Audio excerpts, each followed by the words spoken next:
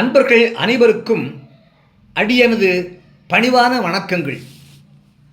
அன்பர்களே, வருகின்ற 27ஆம் தேதி குரு பெயர்ச்சி ஆகின்றார்.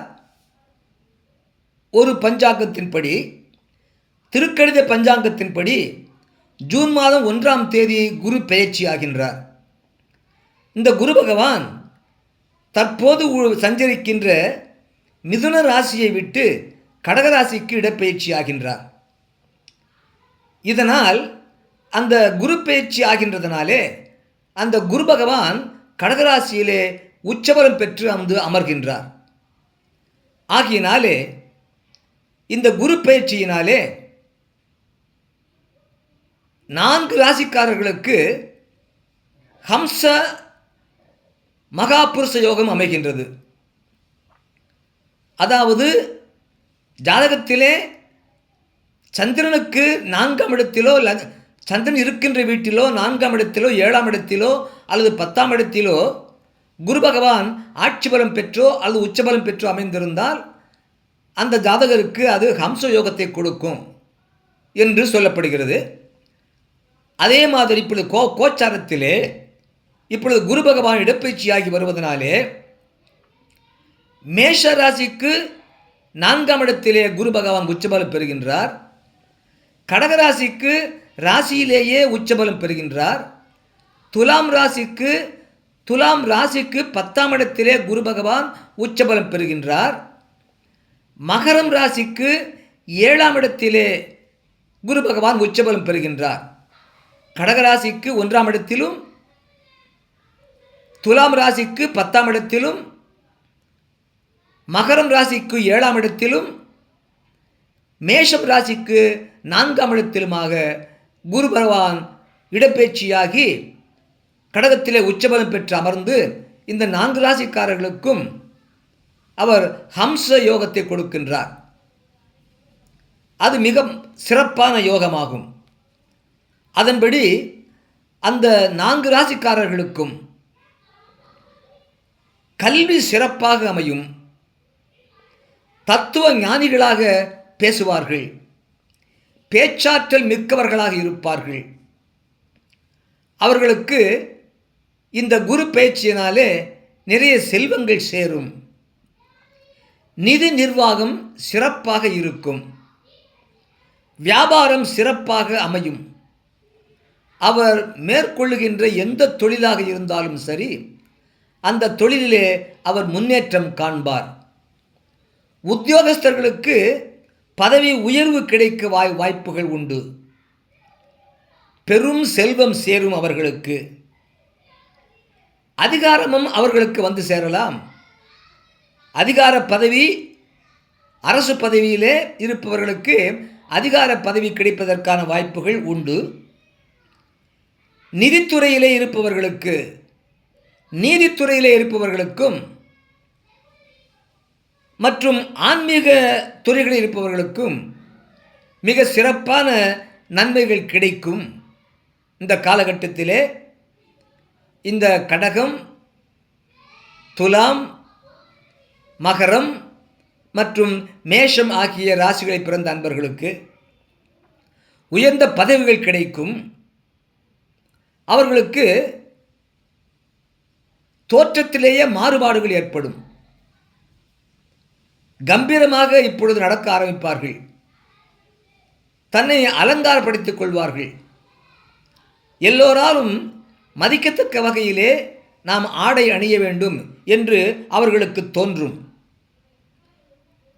மிக உயர்ந்த பதவிகளை அடைவார்கள். இவர்களுடைய குரலிலே மாற்றம் ஏற்படும்.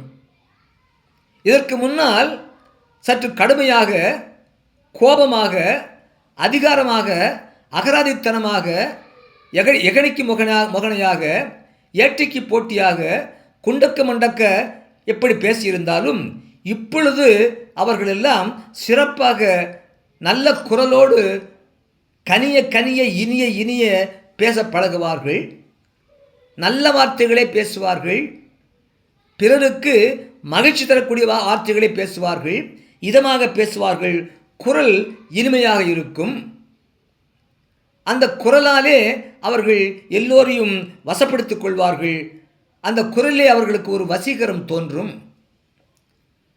அவர்களுக்கு நல்ல குணம் உண்டாகும். அவர்களுக்கிடையே உள்ள தீய குணங்கள் எல்லாம் மாறி நற்குணங்கள் உண்டாகும். கடகம், துலாம், மகரம், மேஷம் ஆகிய 4 ராசிக்காரர்களுக்கும் இந்த காலகட்டத்திலே குணத்திலே மாறுபாடு ஏற்படும். தீய குணங்களெல்லாம் அகன்று நற்குணம் உண்டாகும். பரோபகாரமான சிந்தனை உண்டாகும். அவருடைய செயல்பாடுகளிலே மாறுபாடுகள் ஏற்படும். இதுவரையிலும் கோவிலுக்கு செல்லாதவர்கள் நாத்திகர்களாக இருந்திருந்தாலும் கூட இப்பொழுது அவர்கள் கோவிலுக்கு செல்ல ஆரம்பிப்பார்கள். நல்லபடியாக உயர்ந்த கௌரவத்தை தேடுவார்கள். இந்த சமுதாயத்திற்கு ஏதேனும் நன்மை செய்ய வேண்டும், இந்த சமுதாயத்திற்கு ஏதேனும் தொண்டு புரிய வேண்டும் என்று அவர்கள் நினைப்பார்கள். இந்த குரு பகவான் இவர்களுக்கு இந்த ஹம்சயோகத்தை கொடுப்பதனாலே ஆன்மீகத்திலே அதிக நாட்டங்கள் உண்டாகும். பஜனைகளிலே பங்கு பெறுவது, திருவாசகம் முற்றோதலிலே நடத்துவது, அதற்கான செலவு செய்வது, கும்பாபிஷேகம் நடத்துவது, அந்த கும்பாபிஷேகத்தினுடைய செலவினை தான் ஏற்றுக்கொள்வது, அதிலே அந்த கும்பாபிஷேக நிகழ்ச்சியிலே முக்கிய பங்கு கொள்வது என்பது போன்ற ஆன்மீகத்துறையிலே இறைவனுக்கு தொண்டு செய்யக்கூடிய வகையிலே பலவிதமான நடவடிக்கைகளை அவர்கள் மேற்கொள்வார்கள். இந்த கடகம், துலாம், மகரம், மேஷம் ஆகிய 4 ராசியை சார்ந்த அன்பர்களுக்கு இந்த குரு பேச்சியினாலே அவர்களுக்கு ஹம்ச யோகம் அமைவதனாலே அந்த குரு பகவான் இயல்பாகவே நற்குணத்தை கொடுக்கக்கூடியவர் ஆகையினாலே அவருக்கு இந்த காலகட்டத்திலே நல்ல சிந்தனைகளே உருவாகும். நன்மையான எண்ணங்களே, கருத்துக்களே உருவாகும். அந்த கருத்துக்களால் எல்லோரையும் வசப்படுத்திக் கொள்வார்கள். எல்லோராலும் அவர் ஆராதிக்கப்படுவார், மரியாதிக்கப்படுவார், மதிப்பு கொடுக்கப்படுவார். சமுதாயத்தில் அவர் ஒரு விஐபியாக மதிக்கத்தக்கவராக மாறுவார். இந்த கடகம் ராசி, துலாம் ராசி, மகரம் ராசி மற்றும் மேஷம் ராசியை சார்ந்த அன்பர்கள் குரு பகவான் இந்த மாதம் 27ஆம் தேதி வாக்கிய பஞ்சாங்கத்தின்படியும் அல்லது திருக்கணித பஞ்சாங்கத்தின்படி ஜூன் மாதம் 1ஆம் தேதி மிதுன ராசியை விட்டு கடகராசிக்கு இடப்பெயர்ச்சியாகி வருவதனாலே கடகம், துலாம், மகரம் மற்றும் மேஷம் ஆகிய இந்த 4 ராசியை சார்ந்த அன்பர்களுக்கு ஹம்ச யோகம் அமைந்து அதன்படி மேலே சொன்ன நற்பலன்கள் அவர்களுக்கு உண்டாகும் என்பதை அறிவீர்களாக. நன்றி, வணக்கம், வாழ்க வளமுடன். மறக்காமல் கீழே உள்ள பெல் பட்டனை அழுத்துங்க, ஒரு லைக் போடுங்க, சப்ஸ்கிரைப் பண்ணுங்க, ஷேர் பண்ணுங்க.